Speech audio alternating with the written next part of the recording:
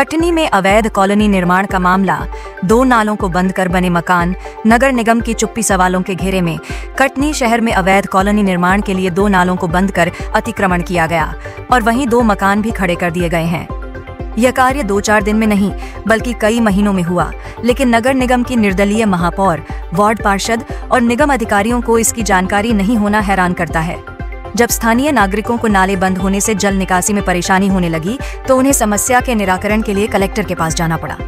इसके बाद महापौर प्रीति संजीव सूरी ने आनन फानन में विवादित स्थल का निरीक्षण कर कार्यवाही की बात कही, लेकिन जब सवाल उठा कि कार्यवाही किस पर होगी तो उन्होंने खोजबीन की बात कहकर अपना पल्ला झाड़ लिया।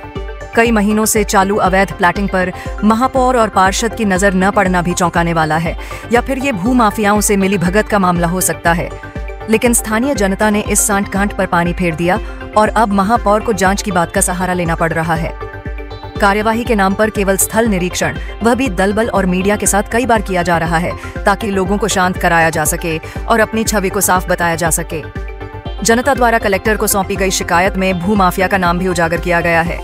यह पहली बार नहीं है जब कटनी जिले में ऐसा मामला सामने आया है। इससे पहले भी माधवनगर MIS कॉलोनी के पीछे कुम्हार मोहल्ला में अवैध निर्माण हो चुका है और अब भी जारी है। अब देखने वाली बात यह होगी कि महापौर प्रीति संजीव सूरी इस बार सख्त कार्यवाही करती हैं या भूमाफियाओं के लिए कोई नया रास्ता खोलती हैं। हालांकि जनता को महापौर से काफी उम्मीदें थीं, लेकिन समय बीतने के साथ उन उम्मीदों पर अब धूल जमती जा रही है। संवाददाता अवधेश सिंह चौहान के साथ हेमंत सिंह, न्यूज़ MP 21।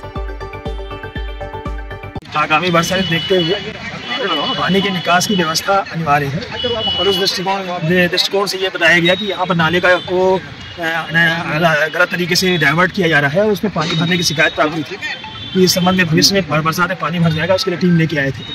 तो मुख्य बात यह है कि पहली बात, अवैध कॉलोनी वाले मामले तो अलग होते हैं, उसमें तो FIR दर्ज करने तक का प्रावधान है, वो अलग प्रक्रिया है।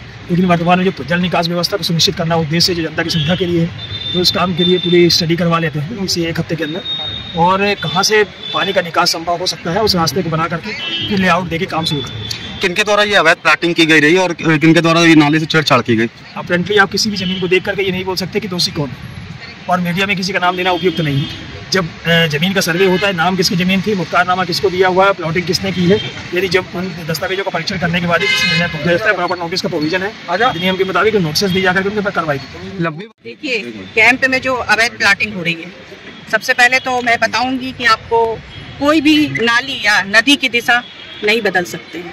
तो बहुत शिकायतें थी, उसको देखते हुए हम लोग सब यहाँ पर आए थे, कमिश्नर साहब और पूरी टीम हमारी नगर निगम की, हमारे पार्षद साथी सभी MIC के मेंबर।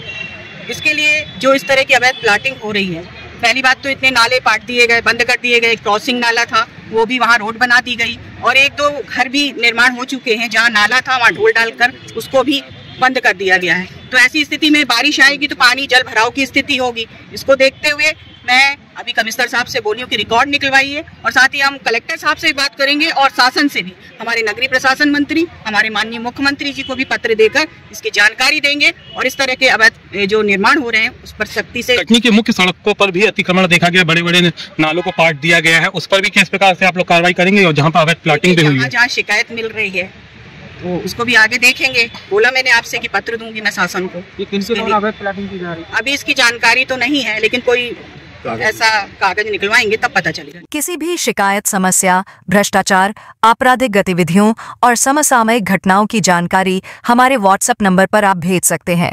हम उसे प्राथमिकता से हमारे चैनल में प्रसारित करेंगे एवं आपको पुरस्कृत करेंगे। आपकी पहचान पूर्णतः गोपनीय रखी जाएगी।